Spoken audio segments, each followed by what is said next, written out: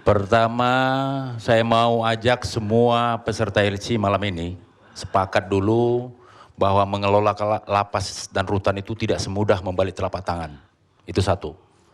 Yang kedua, perlu kita ketahui Pak, secara jujur saya nyatakan bahwa petugas saya saja yang ada itu satu regu 14 untuk menjaga 3.000. Satu blok ada muatan isinya 1.000 dijaga satu petugas.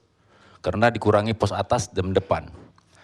Terkait masalah tugas pokok kami Pak, tugas pokok di lapas ini, ada dua bentuk pelarian yang tidak, mungkin masyarakat umum tidak mengetahui. Pertama, pelarian fisik, karena pelarian fisik berupa tembok, karena itu ada tembok.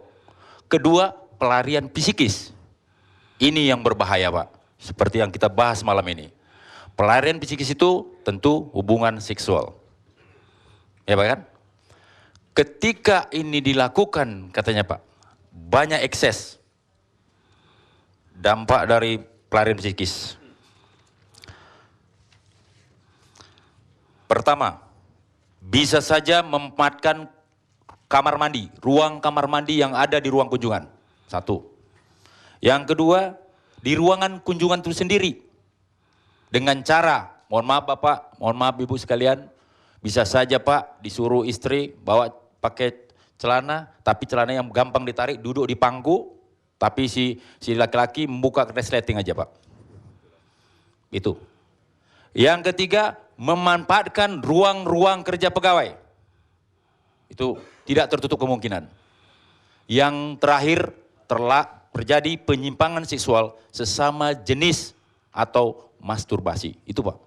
Pengawasan terhadap ini tidak mungkin Pak segampang yang kita bayangkan. Tidak mungkin.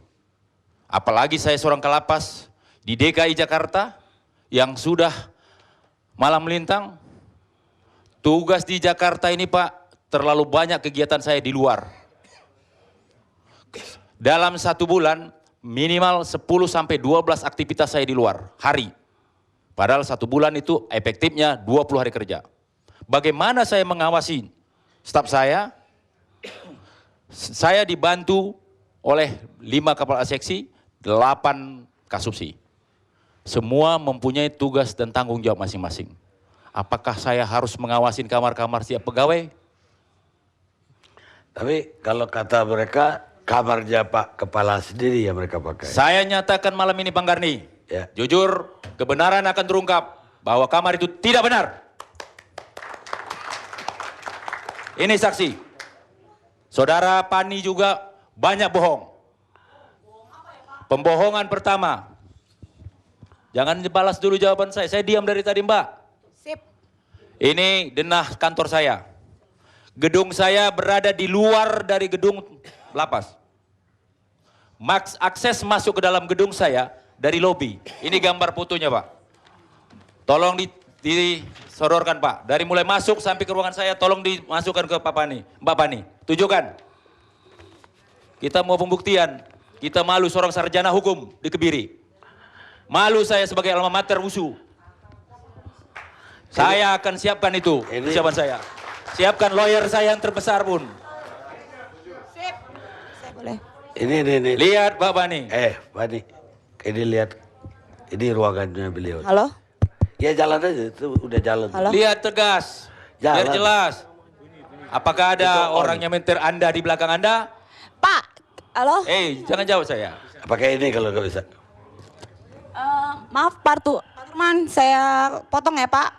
Saya tidak pernah ada orang di belakang saya yang mau menjelekkan Bapak dan membayar saya. Buat apa? Buat apa gunanya?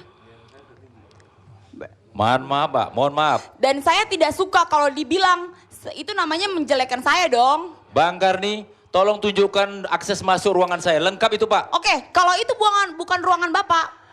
Tadi dong ngomong ke saya. Tunggu Pak, diam ya, diam. Kalau memang itu bukan ruangan Bapak.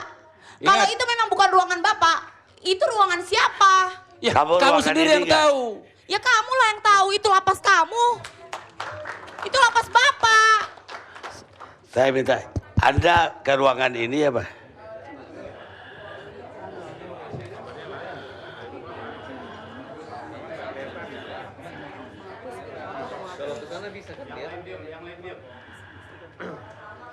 Tolong Pak. Ini enggak, Ya udah sumpah pocong. ini ruangannya enggak? Saya siap Ini jumpa bukan. pocong Pak Pani. Tapi Ya. resikonya timbal Ah, balik. Oke. Kalau Iya. memang itu bukan ruangan Kalapas, Iya. salahin Freddy, bukan salahin Iya, saya. jangan dong tuduh orang. Gak boleh Tuduh tuduh orang. orang. Lah, Itu kamu fitnah. nuduh saya. Gak boleh kata-kata orang.